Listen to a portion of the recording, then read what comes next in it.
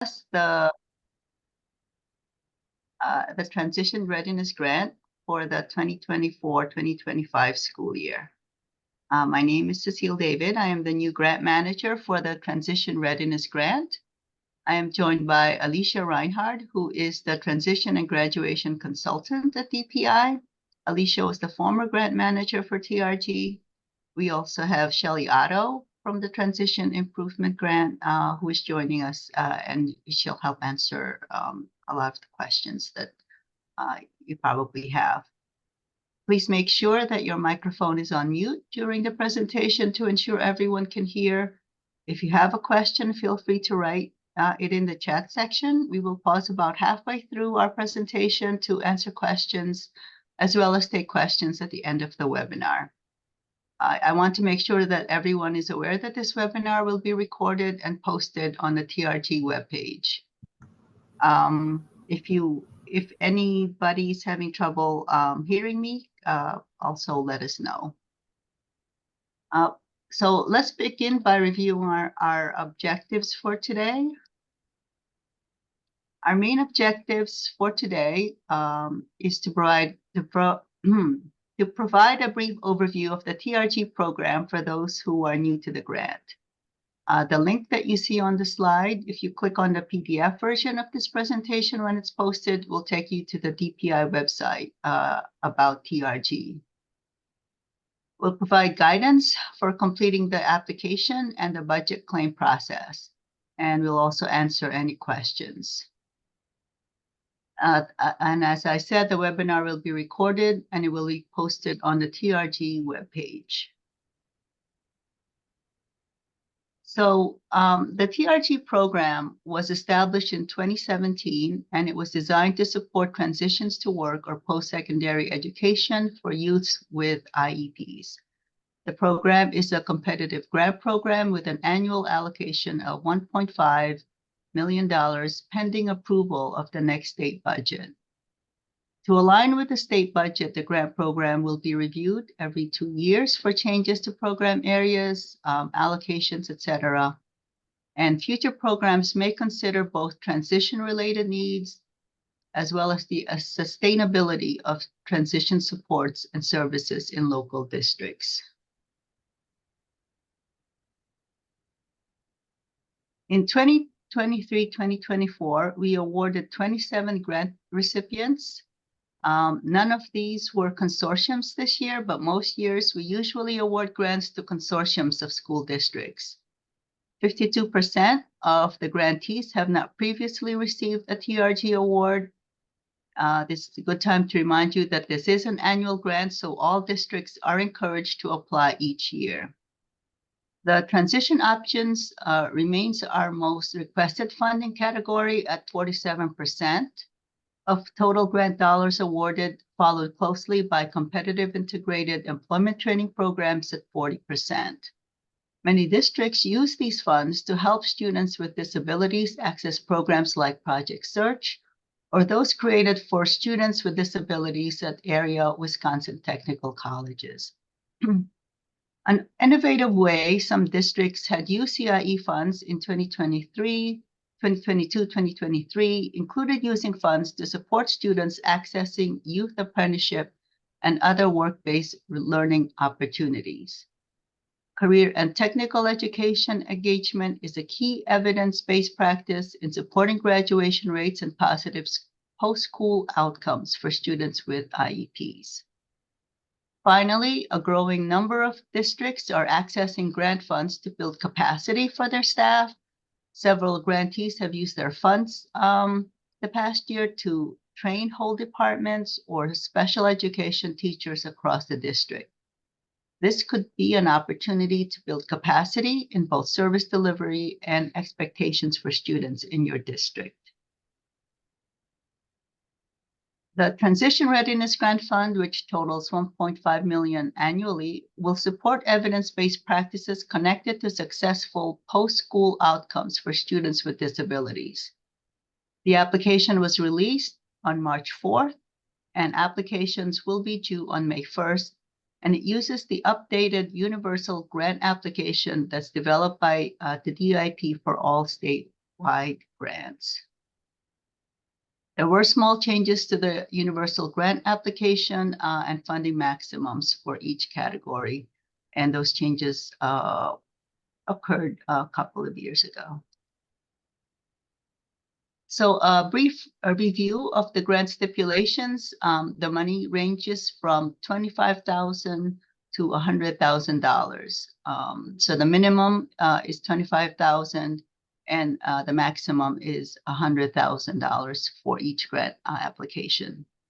All public school districts and charter schools under Section 2X and 2R are eligible to apply. The four categories of evidence-based practices are transportation options, competitive integrated employment training programs, post-secondary tuition or supports for students, and transition training for staff members. And we'll discuss these categories in more detail.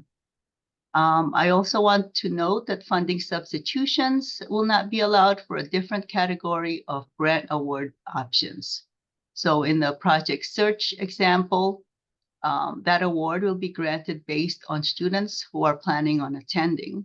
But if students do not attend or they leave the program, the district will claim less the amount that was originally funded for that category.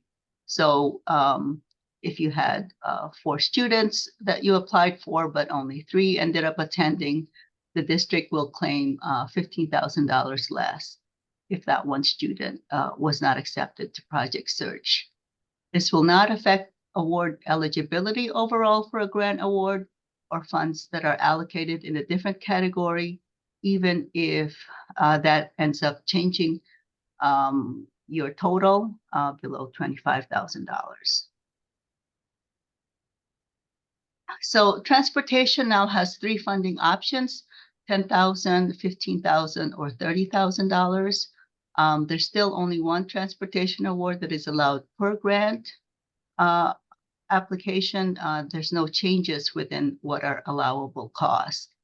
Within these categories, there is the same flexibility in allowable costs that exists, and the district should work with DPI to determine the allowable costs and appropriate budget codes. And we can provide more guidance on this in the grant award letters. And as you can see, the examples of allowable costs include purchasing a vehicle for special ed students, a contract with a taxi company, bus passes to help students attend programs, training programs at other sites, driver's education courses, and licensing fees. The CIE training programs are a popular funding category, and we'll go over some examples. You could use this category to pay for tuition and support for project search, for vocational training tuition and supports for programs through the Wisconsin Technical College system. The key to funding this category is that they must have CIE work experience and related coursework. So the definition of CIE is in the grant guidelines document that is on our website, but highlights of this include competitive integrated employment must meet the definition that's set forth by WIOA. So this includes full-time or part-time work that's paid at minimum wage or commensurate wage for same work as other employees, having the same benefits as those provided to other employees, opportunities to interact with persons who do not have disabilities, and same opportunities for advancement as employees without disabilities. Applicants who are requesting funding for this category in their proposal will need to describe how the established program or a new program that you'll set up meets the CIE requirements. Youth apprenticeship programs are also an allowable cost within this category. The post-secondary tuition and supports, this category was increased to $1,500 per student after some requests for students to take more than one course in a year. There's no changes in allowable cost, but these costs must be incurred by June 30th, 2025. And so this covers not just the tuition, but also textbook materials or field trips for college visits. And then the fourth category is the transition training for any staff member. This continues to include the certificate programs as well as TIG online classes, but it's also been expanded to include other training opportunities that address local transition needs. Some examples may be the National Dropout Conference or the Division on Career Development Transition Conference, the DCDT. Applicants must identify how training selected in this category aligns with the root cause statements in the application. And the allowable cost for this category remains the same: travel, expenses, registration, and tuition. And the funding is $1,200 per staff member who is attending training. Some of the innovative funding requests that we've seen in the TRG applications include supplementing expenses and supports for youth apprenticeship programs, district-wide training capacity building, prepaying tuition for graduating seniors. That's in the post-secondary tuition and supports, costs for driver's education and licensing fees, and braiding the TRG funding and other supports with funding received from DVR or Perkins or other programs. Okay, and so now is a good time to take a break for the questions. All right, so the first question I'm seeing is, can CSAs apply on the behalf of a consortium of schools who specifically request to be part of a collaborative rural regional initiative? Is that one you want me to respond to, or would you like to, Cecile?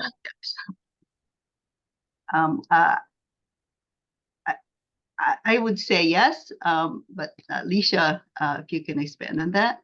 Yeah, so unfortunately the answer is no, because CSAs are not public school districts or public charters. A CSA, a school district can certainly request support from their CSA in applying for an application. So how the consortium would have to work in that instance is those school districts would need to agree to apply, and one school district would submit that consortium application as the fiscal agent. Did I miss anything there, Cecile? No. Okay. We have, we'll be talking about the consortiums after this break. So then the next question is, we had to purchase a wheelchair van unexpectedly this year.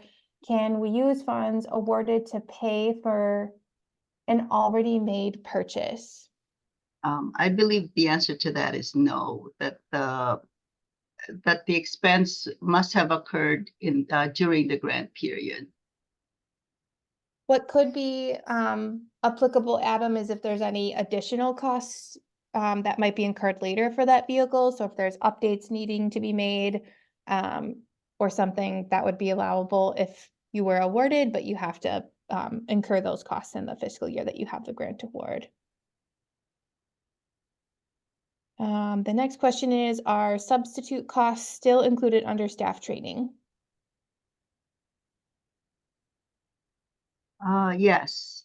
If you need a substitute teacher to cover, say, the transition coordinator who's taking students to a field trip, then yes, I believe it is. Okay, next is, does the transportation award need to be for a vehicle, like such as a car or a van? Could it be a golf cart for students to get around the district? Oh, that's a new one.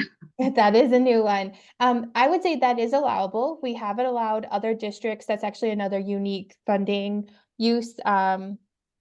That districts have purchased something outside of a vehicle. I know of another district that purchased bicycles for students to use to get around town.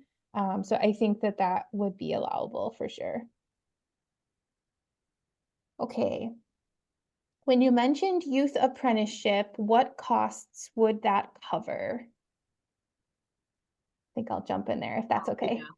Okay. So youth apprenticeship costs would be very much same costs related to the CIE training program. So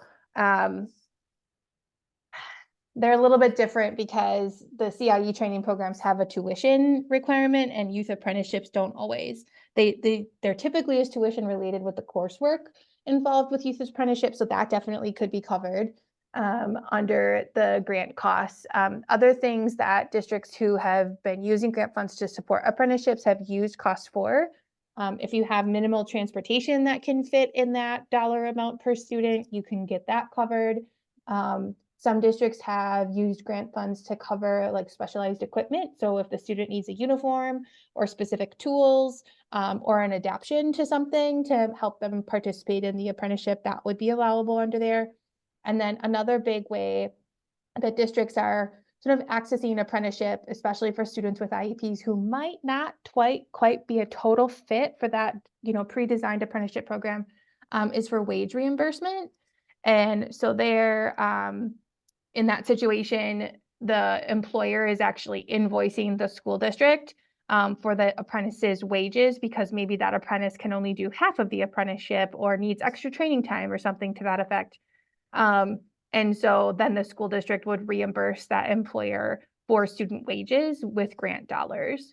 Kind of think of it almost like the DVR work experience kind of scenario is how I can apply it to that scenario for use of grant dollars.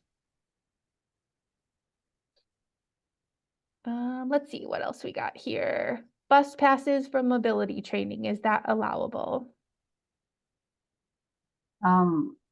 We need more information on what that mobility training is, but bus passes are covered. Yeah. Mhm. Mobility training just means helping folks access transportation options. Okay, yes. Yeah. Got a couple questions about funds being used for salary of a transition coordinator. We have allowed salary and I think there's fringe benefits that go along with paying a transition coordinator, but that would only be that 1 year. And so we would be looking to see how sustainable that would be after the grant. Yep. The other thing I'll mention is that we've only allowed wages for the amount of time that transition coordinator might be providing instruction or service that's supporting a student having a transition experience. So most often these have been applied in the CIE training program category. And so maybe the transition coordinator is the one providing the instruction for the related coursework. Same kind of scenario, thinking about Project Search and how they have an instructor. And so the grant dollars could be used to cover salary there for the transition coordinator, but we do not want to see an entire salary covered for a transition coordinator with grant funds because this program is really about helping students access transition services. And so the dollars really need to be used towards students, if that makes sense. Can grant dollars be used for wages for in-school jobs? If it's part of a program like a youth apprenticeship, I would think that would be covered. Yes. As long as those in-school jobs meet that competitive employment definition. Yeah. Mm-hmm.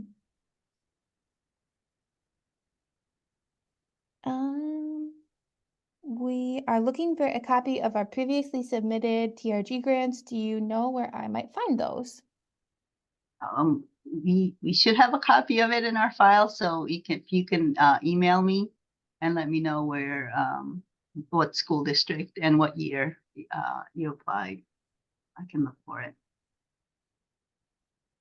If you previously received a grant years ago, can we resubmit again? Yes. Is this recorded? Would you be able to send this to participants to view later? Yes. This is recorded and it will be posted in the website, the TRG website, DPI. Mhm. Can transportation dollars cover the cost to pay for drivers and instructors to run a class within our school building during the school day for students? Yes, I think we've covered that previously, yes.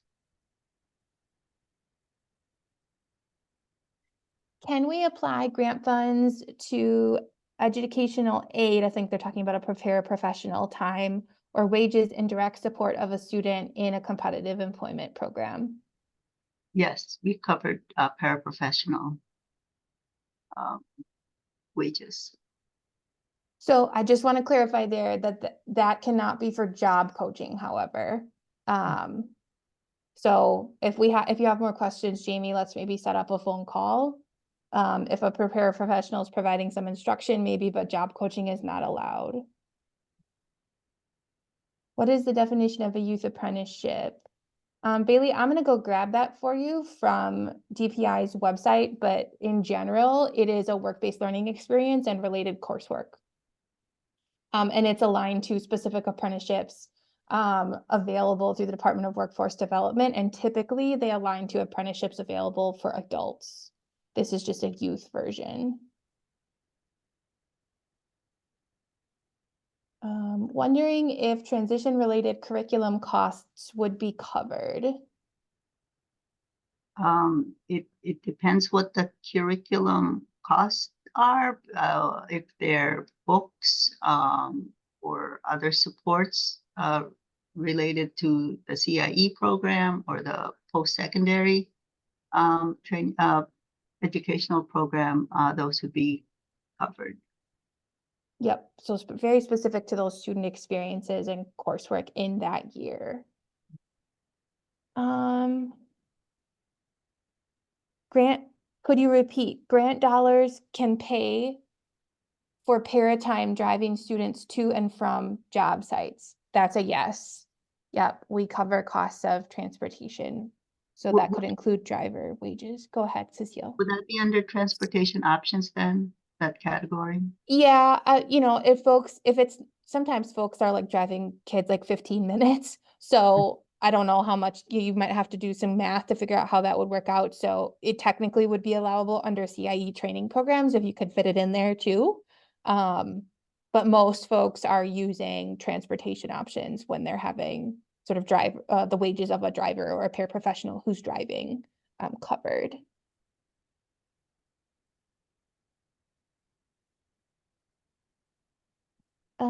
Okay, I'm just seeing coverage for life skills needs, money for grocery shopping, stamps from the post office. Does it need to be a life skills curriculum? Can you answer that, Alicia? Yeah, Like, happy to. So that one is a little technical. So when money is allowable under the grant program for curriculum, we're saying that curriculum has to be related to that instruction that the student is receiving in their CIE training program. So let's say, for example, this one I use a lot, maybe a student has a work experience at a local preschool, and they are taking the coursework to get their assistant childcare license. There's a cost to that online curriculum that you need to buy. That would be allowable. Just general dollars of spending towards general curriculum development or enhancement isn't allowable. It has to be like very connected to what the student's sort of training program is and work experience is there. We don't set parameters on what that instruction needs to look like for that related coursework because there's such a broad spectrum of students that we want to make sure it's accessible to all of the students that the grant is trying to cover, but it really needs to be connected to that work experience. So maybe they're having a work experience and they're getting a financial training class, or maybe they're having a work experience and they're getting self-advocacy instruction. I understand that that's about as clear as mud of an answer, Jocelyn, but hopefully that helped.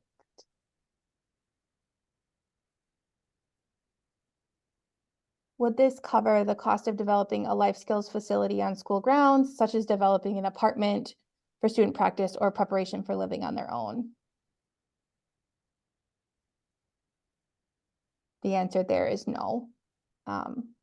It needs to be related to a student experience in that year. PACE Lab support skills for work experience. Can it be used for that? In most cases, no, a PACE Lab is not allowable. It needs to be served for that related coursework specific to that student's work experience and a specific skill they're building. A washer and dryer is not allowable either. There was a question about para support that is provided after the school day, and if it runs past the school day, and I believe it would, right? Because Yep. it depends on when that training occurs. Yeah, so if a para is getting a student to an after-school job, that time for driving would be allowed, just really clear that we're not covering job coaching time with grant dollars. That would be a good opportunity to braid funds with another entity like DVR, because they can definitely fund support after school. And maybe school is a part of getting the student there and prepared for their work after school.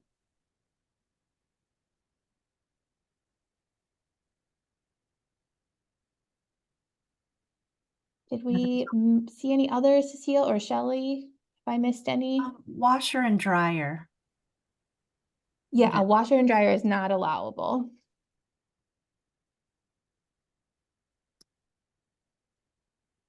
Okay, we currently have a coffee shop run through the school. My students currently run the shop, doing the ordering of products, receiving orders, making orders, and delivering. They also complete the billing at the end of the month. Could I use the funds to update or upgrade this? It's a possibility. That coffee shop needs to be a competitive integrated experience. So it should be run with other students in the school and meet that CIE definition. So if it doesn't, then that's not allowable. The other thing we need to think about is we couldn't just use grant dollars to buy a new coffee machine. It would really need to be about how the students are accessing that experience. So if it were competitive, student wages or related instruction, those kinds of things.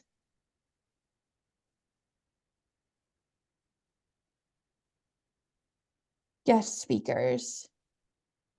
Yes, guest speakers could be part of transition training.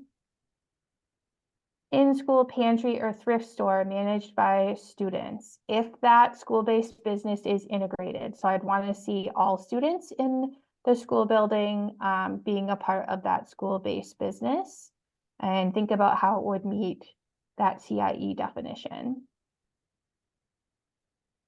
And then the purchase of a PACE lab would not be applicable for this grant, even though it is a curriculum and assessment tool for employability skills.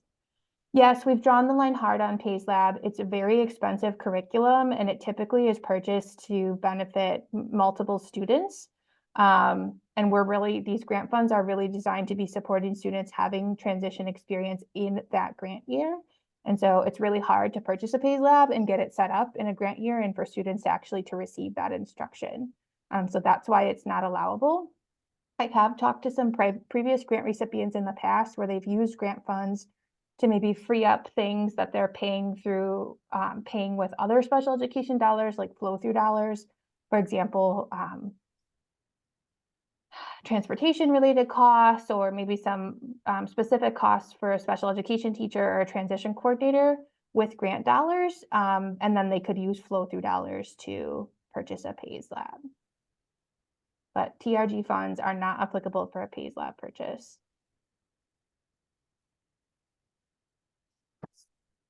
To clarify, if students work within our cafeteria to help prepare for lunch service and are integrated also with regular education students in this job, they would be able to be paid. Jocelyn, would you mind coming off mute and describing that to me? What does that look like?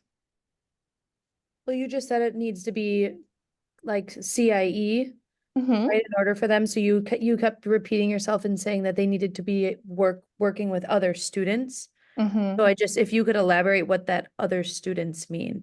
Yeah, so it needs to be a job that anybody without a disability would also have. So, for example, if there's other regular education students working in a school-based business, so for example, some schools have school stores and the business and marketing class is a part of it, and maybe the special education students participate in it. In that instance, we would consider that a competitive and integrated scenario. However, if the job is carved out just for students with disabilities and it's not a job that any student in the building could have or anybody from the public could have, then it's not considered competitive. So we do have like openings within our lunch service Mhm. at our school. But we do have some students that just go down there to help out to get some food prep skills. Mhm. Since you could apply for it, would that be considered or is that not? So they would need to be applying for those opening positions and filling them with whatever accommodations they might need and being paid employees, just like the food service staff. The students just going down for skill development would not be allowed to be paid. Okay, thank you. Sorry, Cecile, I started answering a lot of questions. Going there. and stuff. I'm learning at the same time.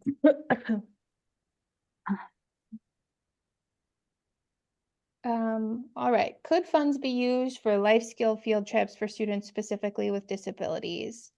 So the only field trips we have allowable are for post-secondary education tours Hold on. right now.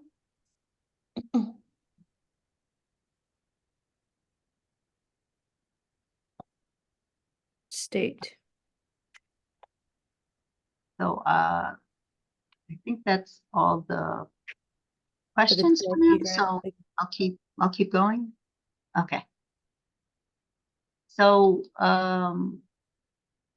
next, we're going to talk about the funds acquisition process. The funds that are awarded under this grant will need to be expended between July 1st, 2024 and June 30th, 2025. Grant recipients will need to expend the funds first and then claim for reimbursement from DPI. Grant recipients should claim at least 2 times per year via the signed Program Fiscal Report, Form PI 1086. And it's important to note here that the PI 1086 must be signed by the business manager or the district administrator or another district designee. Now, the fiscal implications of the Transition Readiness Grant, it will be booked in Fund 27 with a state assigned project code that will not be 011, which is the state categorical aid, or 019, which is non-aidable. The project code for the TRG program is 451. Project 011 and 019 expenditures are the only expenditures that are pulled into the IDEA maintenance of effort calculations. So the state-funded transition grant expenditures will not increase the LEA's local MOE level. The state grant revenue received should offset any expenditures coded to this new state grant project code and thus would not impact the LEA's Fund 10 to Fund 27 transfer. There's a list of applicable WUFAR codes for the 4 funding categories that's available in the budget revision presentation on the TRG website. This list will also be sent with all grant award letters. This list will not be exhaustive and districts should continue to work with DPI through the budget claim process.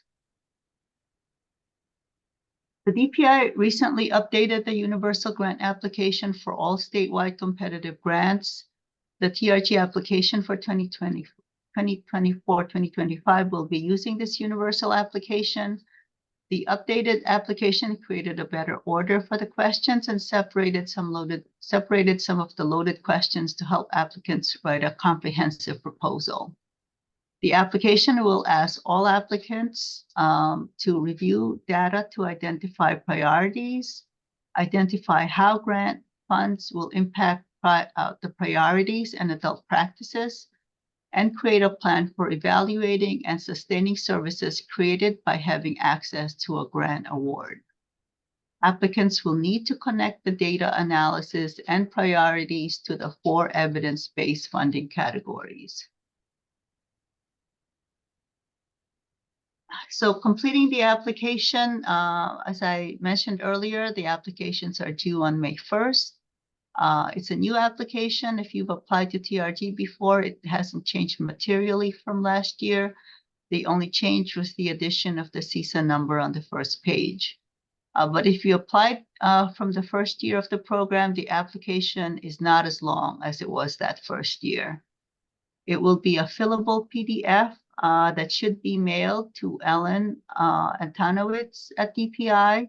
Make sure to download the application first before you start filling in the data. Regarding consortiums, districts can complete a joint application. Make sure to identify the consortium members on page 3 of the application, as well as the fiscal agent. Districts should be sure to look at data from each consortium member and submit a signed consortium verification document, PI 1500. This may be a good option for students who are struggling to reach the $25,000 minimum. Electronic signatures are accepted for TRG applications, and incomplete applications will not be considered for a grant award. So for those who are applying as a consortium, there is an extra form, PI 1500. One district in the consortium needs to be considered the fiscal agent. That person is responsible for submitting a claim to DPI. The money will flow to that district that's the fiscal agent. They distribute the funds to other districts. So the invoicing for purchases is between those two districts, the fiscal agent and the partner district. So that means that districts in the consortium cannot claim individually. We have a new application support section on the TRG webpage. There you'll find many resources to support your application process. The grant guidelines I referenced before provide step-by-step directions on each section of the application. You also have access to the scoring rubric to see how the applications are reviewed and scored by our reviewers. Finally, there are resources to support your data analysis thanks to the TIG, the Transition Improvement Grant, who put together these resources. You'll also find a video explaining the data analysis guides. So scoring will take place during the month of May. Districts who have not previously received an award will be prioritized. In addition, the grant scoring team will also consider sustainability of services for applicants who have previously received an award. All districts who submit a complete application will remain eligible for an award regardless of the status of previous awards or other scoring components. It's our hope to provide intent to fund letters around June 1st, but spending cannot begin until the final approval of the new state budget. Grant recipients will be required to submit a data summary evaluating the impact of grant funds on root causes identified during the application process. The summary will be submitted via Google form, and a DPI staff member will send this form in May 2025. The form must be completed and submitted to DPI by the close of the grant year on June 30th. So in reviewing the responses of last year's grant summaries, we found that over three-fourths of the districts were able to utilize 75% of their awards by the end of the grant year. Previously, we've had districts experiencing issues with vehicle purchases. If this will be an issue for your district, we can discuss protocols in place for this particular issue. If there are staffing changes, make sure that plans for your grant dollars transfer to new leadership or staff members, or that they are aware about this award and submit the reimbursement request in time. Also, according to the grant summaries, 90% of grant recipients noted a somewhat significant to significant impact of TRG funds on transition services. Only one recipient noted little to no impact on transition services for students with IEPs. So if you need further clarification that's not provided in this webinar, please free to contact me. That's my email address. And the recording and presentation will be posted on the Transition Readiness Grant website. Okay. There are other questions that we can answer now. All right. In order for some high school students to access post-secondary classes for the first time, they may need some adult support. For example, a teacher to come along with them and get them started on college classes or get them started in online class. Would the teacher's wages be able to be supported by this grant?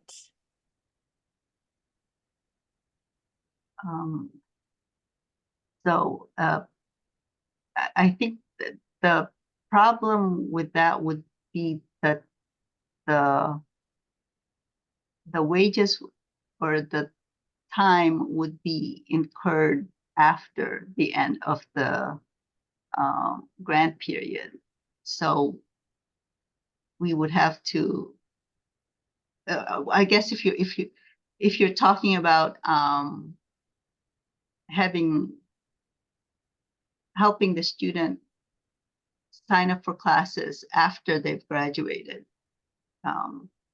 Is that the question, or is it during the grant period? I think it's during the grant period. So I think the person asking is talking about sort of like a dual enrollment situation. Oh, okay.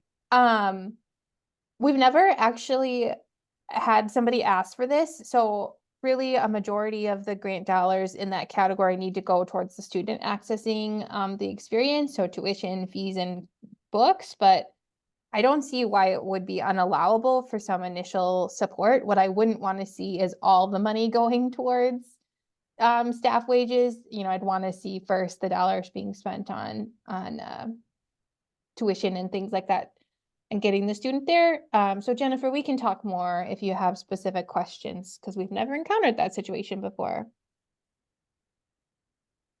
All right. If we request $100,000, for example, could we receive less than that amount, or is it all or nothing?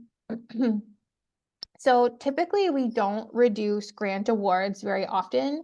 However, I'll provide some examples of when they were reduced. So first of all, we have the authority to reduce the awards. We try not to reduce based on what people apply for. The two scenarios where we have reduced awards, we're maybe out of allocation and we have enough allocation to give a district something, but we can't give them their total amount originally requested. And so that is most often when awards get reduced based on what people apply for.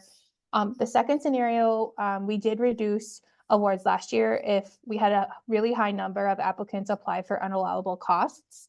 And so we made the choice to go ahead and still award those people if they had acceptable applications, but their awards were reduced minus the unallowable costs. And so we just worked with those grantees to adjust their budgets after the fact. So make sure you're paying attention to that grant guidelines document and the webinar here, and make sure you're applying for allowable things under the grant program. Did I see that I can reach out to a CISA to assist with completing a grant request? Yep, I think some districts have done that in the past. Just know that there may be a cost related to that. But districts have to be the ones applying. We cannot award a CISA.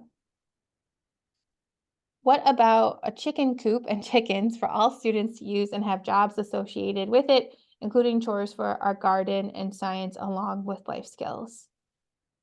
It's a possibility. I want to be really clear here, Bailey. I love your gumption and ideas. We want to make sure we're creating competitive and integrated experiences and not just something for a special education class. So I loved that idea if you're coordinating with a science class, and maybe that's part of the science instruction. And I can definitely get you in touch with a few schools who have school-related businesses that are integrated across multiple instructional areas. But we want to make sure that we're not just creating something for a special education class, because that does not meet that competitive and integrated nature. can you apply for more than one area in the grant? For example, transportation, tuition costs, and field trips. Go ahead, Yes. Cecilia. Yes, you can apply for one, or you can apply for all four categories.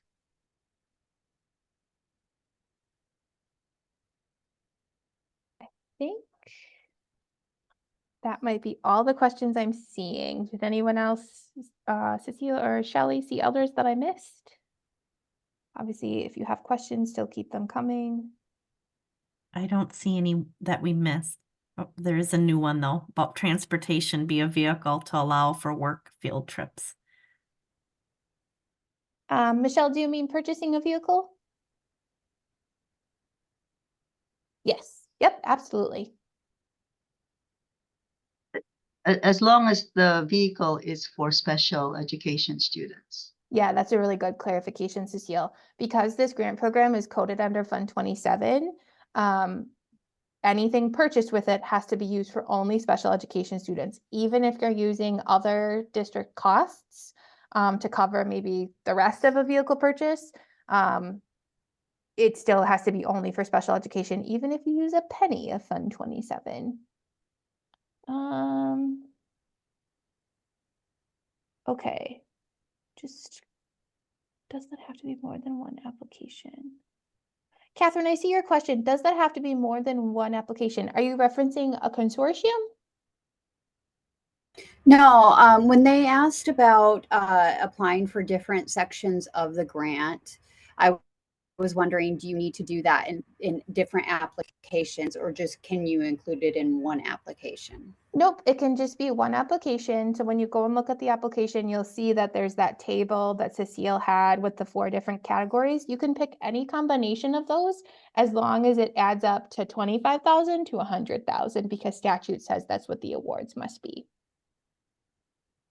And that would just be in one application. And there's a budget, there's also a budget detail page, and you can list, the vehicles, the post-secondary, the CIE training on different parts of that budget detail page.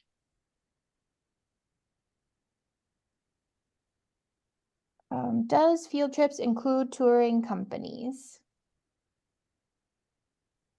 Yeah. Yes. If we put something in our grant that is not allowable, does that disqualify the entire grant request? No. No, we've not done that in the past.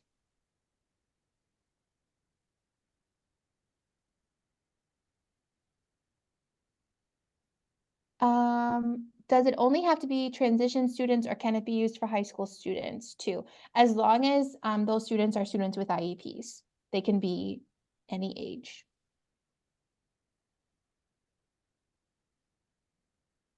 Jenny has a question for the group. Does anyone have experience contracting transportation with outside companies or taxi services? Does anyone on today have experience with that?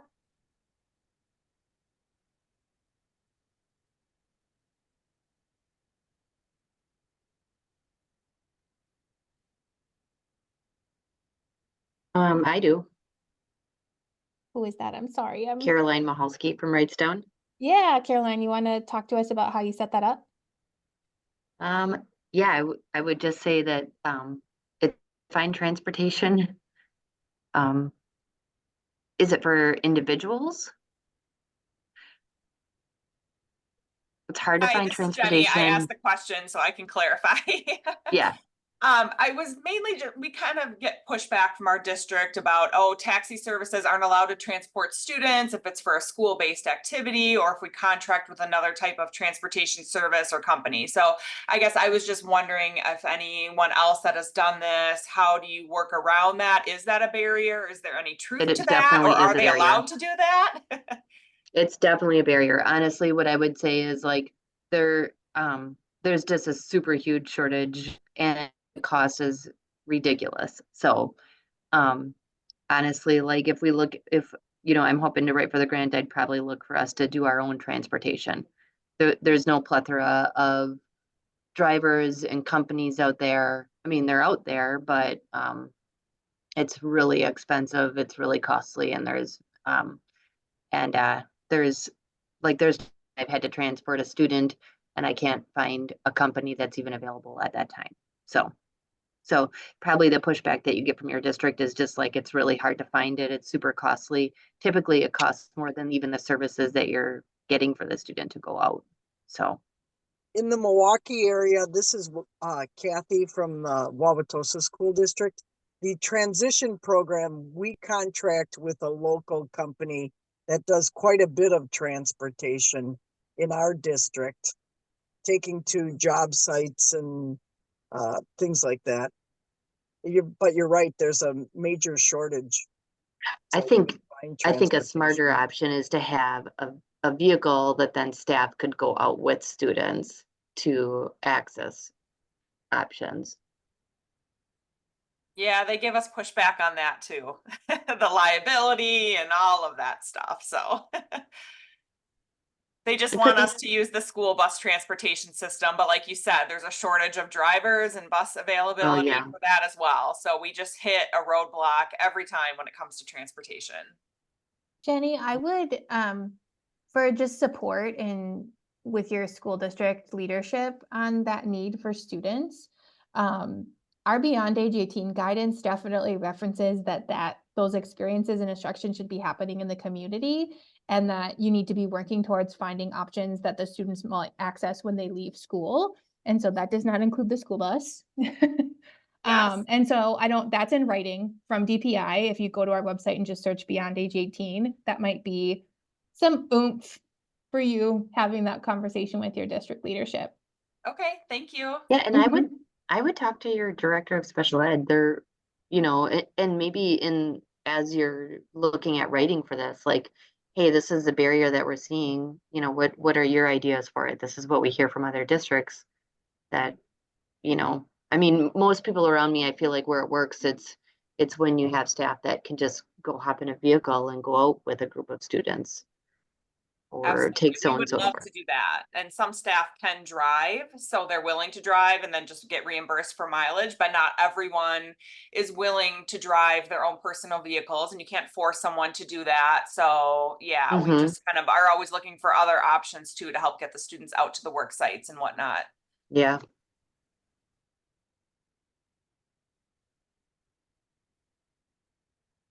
Any other questions?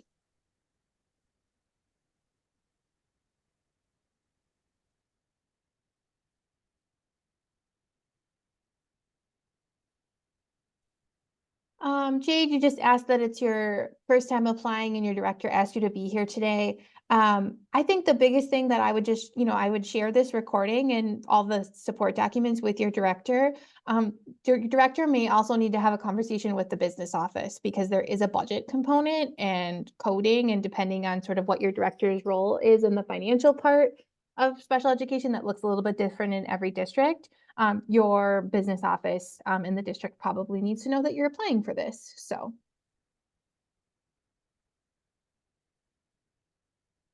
Bailey asked, could the funds be used for a handicap shower and a bathroom? Unfortunately, no.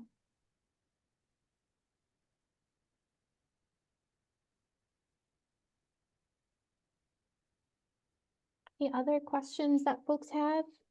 I'm going to go ahead and stop the recording because I think we're wrapping up.